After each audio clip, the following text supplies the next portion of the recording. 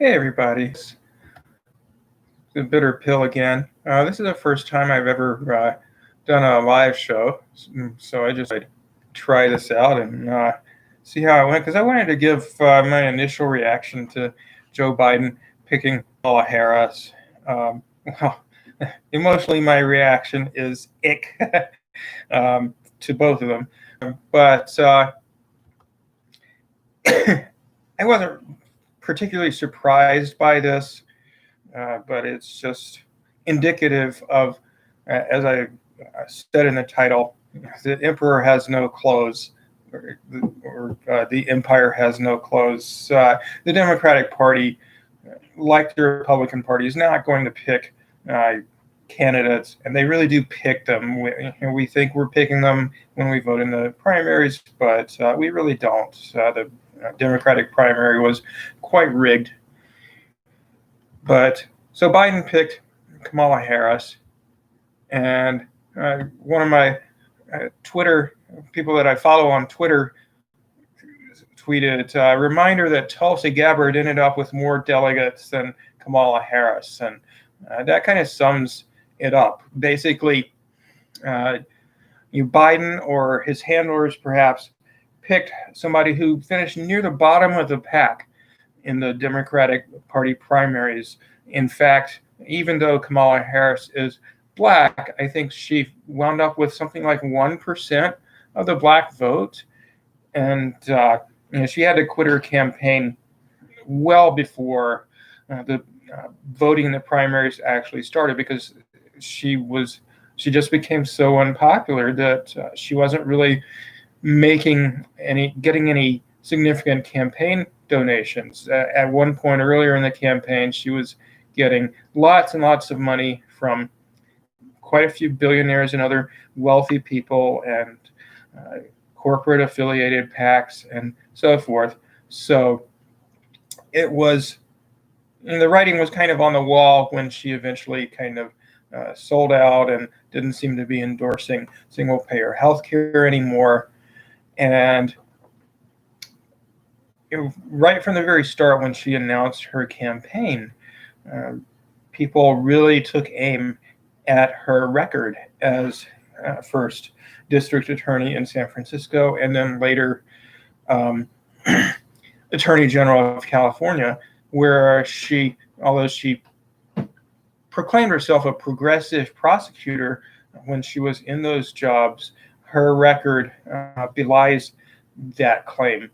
She prosecuted parents when their children were truant from school. She prosecuted uh, well over 1,000 uh, people for simple possession of marijuana. She kept an innocent man who was pretty conclusively proven to be innocent on death row when she was California Attorney General, and the list goes on.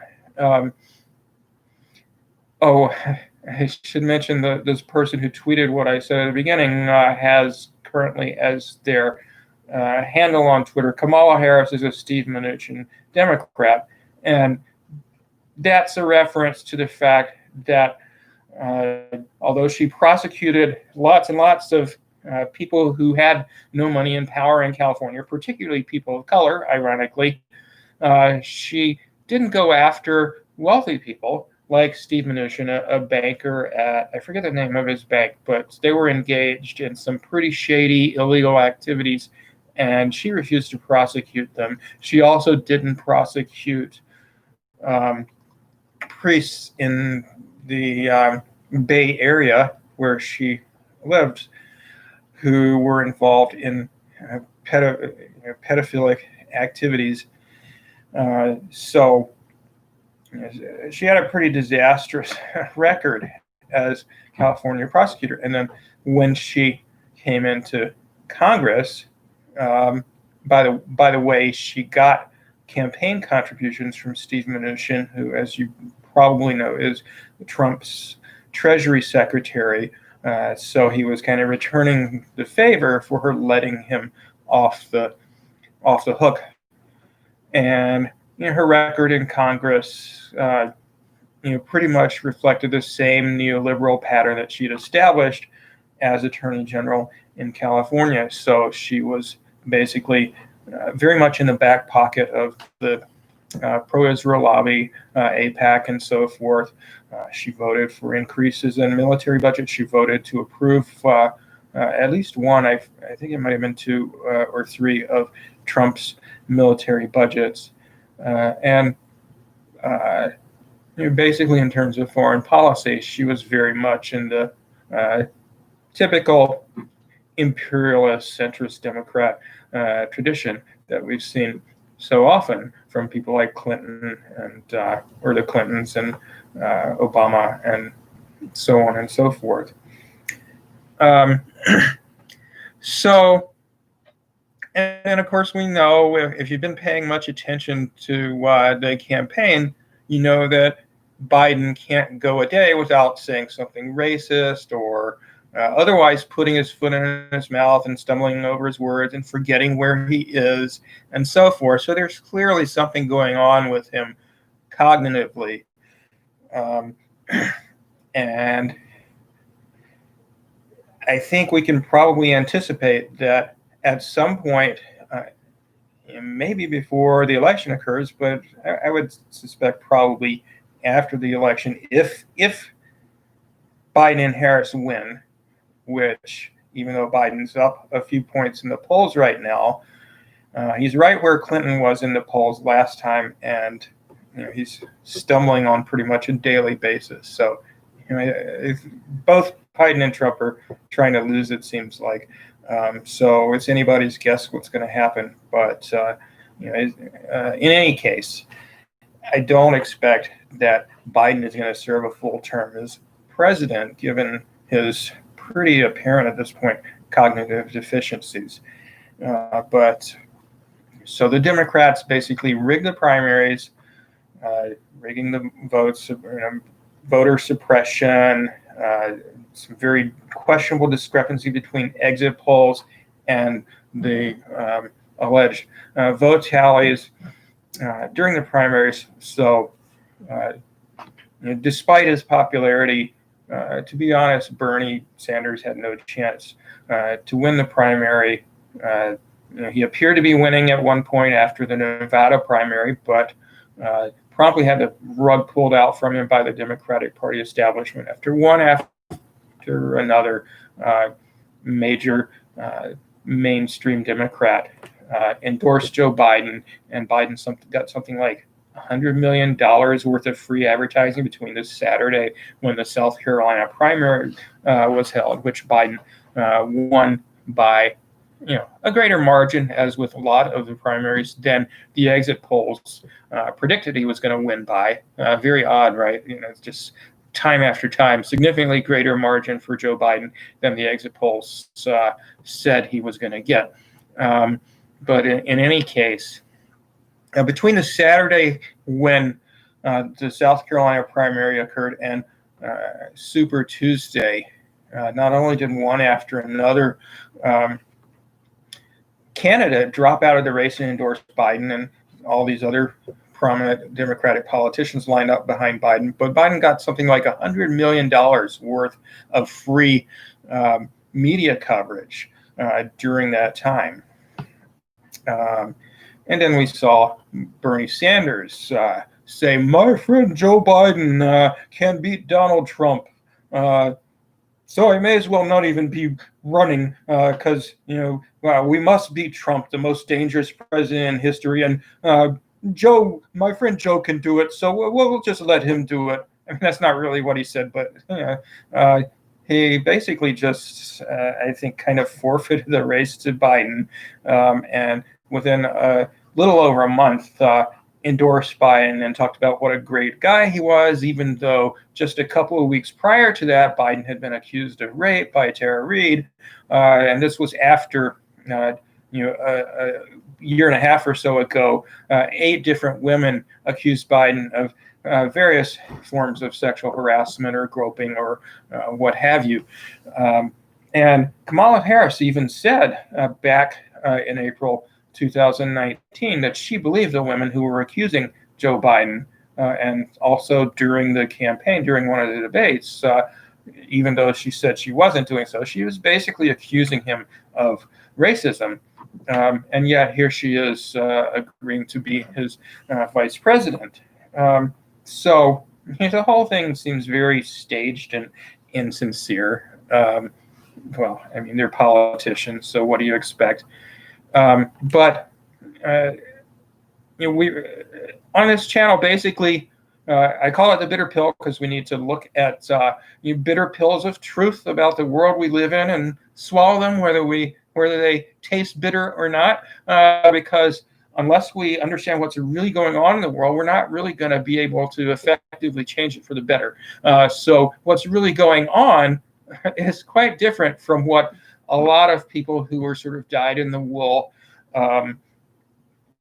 blue no matter who Democrats would like to believe, which is they would like to believe that there's this gigantic difference between Republicans and Democrats, such as between Donald Trump and Joe Biden, and that okay, well, Biden's not perfect, but swallow it, as his wife Joe Biden said. And vote for him because he's way, way, way better, supposedly, than Donald Trump. But, the empire has no clothes, as I titled this. Whether we're talking about mainstream neoliberal Democrats or Republican right-wing folks like Trump, neither one of them is doing very much for the American people. I saw a graphic the other day that depicted income disparities over time. I forget if it was income or wealth disparities over time between 1980 and now. And you just saw this huge divergence starting in 1980 in the amount of income growth of different economic groups, where the top 5%, top 0.1% or whatever, the ruling class were getting wealthier and wealthier even faster than that. And those of us in like the bottom 50% or whatever, our incomes have kind of stagnated since 1980. And you see the same pattern regardless of whether a Democrat or a Republican happened to be president at the time, and regardless of what the composition of Congress is. So both parties are conspiring to screw us over, and they're screwing over people in other countries who, of course, can't vote in our elections even more. We've had many, many wars over this time period. We've had one after another, often democratically elected government being overthrown all over the world. So just within the last 10 years or so, it's been Honduras and Libya and Ukraine and Bolivia. I'm leaving out one. No, maybe not. So anyway, and then they've tried to overthrow the Venezuelan government. They tried to overthrow the Syrian government, and bombing all over the place. Under both Democratic and Republican presidents, they're trying to. Same thing happening in Yemen, just horrible, genocide level war crimes going on there. Sanctions, killing large numbers of people in Venezuela and Syria. So just on and on. Both parties colluding, both parties voting for Trump's military budget. Majority of both parties, impeaching Trump on this trivial matter that wasn't really even proven of his phone call to Ukraine, where supposedly he blackmailed Ukraine into trying to get them to investigate corruption that Joe Biden was associated with by supposedly holding up military aid to this government that happened to be dominated by literal Nazis and fascists, neo-Nazis, fascists. And the Democrats were all upset about Trump supposedly doing that. Meanwhile, ignoring his war crimes in Syria and Yemen and elsewhere. They didn't want to impeach him for that because many of them were complicit in those crimes. So anyway, a fellow named Gerard Peters about Kamala Harris. He said, Kamala Harris as VP candidate is bad news for Biden because she is an electoral liability, as I was just talking about a few minutes ago, but even more so for the American people, since she is a corporate authoritarian. So he points out the stuff with refusing to prosecute Treasury Secretary of Steve Mnuchin, CEO of One West Bank, for illegally foreclosing on thousands of homeowners, one of whom was YouTuber Graham Elwood, who you may be familiar with. And then in exchange, Mnuchin gave her a $2,000 campaign contribution when she ran for Senate. As San Francisco District Attorney, Kamala decided to prosecute parents of truant children, de facto criminalizing the most vulnerable families. She locked up over 1,000 people for marijuana offenses. And then, when I asked about her own experience with marijuana, she kind of laughed about the fact that she'd locked all those people up simply for smoking pot. She mocked people for wanting to build more schools and less jails in a press conference once.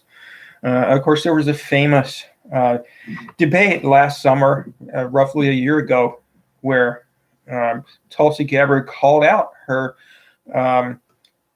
horrific record as a prosecutor, and Harris kind of didn't know what to say.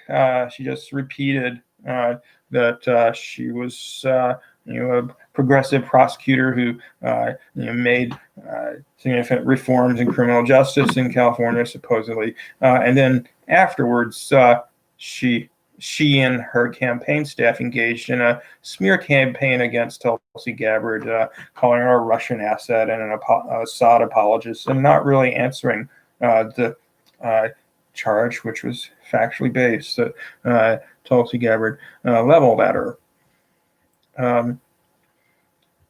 She, as I've said, changed her mind about supporting Medicare for all at some point during the campaign.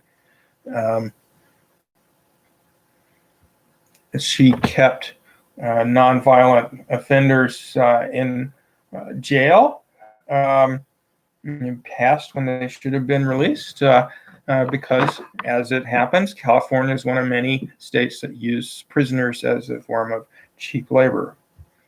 She, as San Francisco District Attorney, blocked evidence that could have exonerated a prisoner sitting on death row.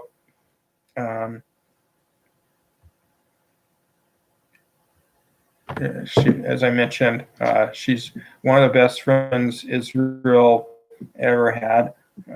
She's not too much different from Trump on that score. I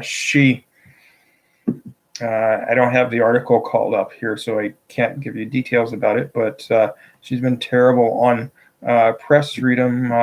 She had negative things to say about Julian Assange. She didn't really defend him. I'll